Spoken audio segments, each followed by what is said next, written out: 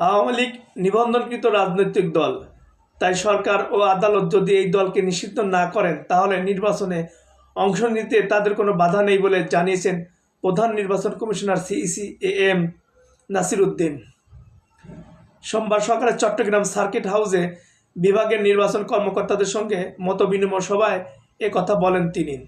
CEC বলেন, নির্বাচন commission সম্পূর্ণ স্বাধীন, কমিশনের উপর কোনো চাপ নেই, সুষ্ঠু নির্বাচন করতে সব ধরনের ব্যবস্থা গ্রহণ করবে কমিশন।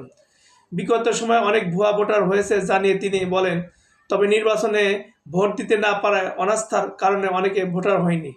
সব কিছু মিলিয়ে ভোটার হালনাগাদ শুরু হবে। এ সময় আগামী 6 মাসের মধ্যে ভোটার তালিকা হালনাগাদ করা হবে বলে জানিয়ে সিইসি আরও বলেন, এবার আগের মতো আর ভোট হবে না। 5 আগস্টের পরে ভোটের ব্যাপারে জাতীয় ঐক্য সৃষ্টি হয়েছে। মতবিনিময় সভায় ভোটার তালিকা হালনাগাদ ও ত্রয়োদশ জাতীয় সংসদ নির্বাচন নিয়ে নানা দিক নির্দেশনা দেন সিইসি।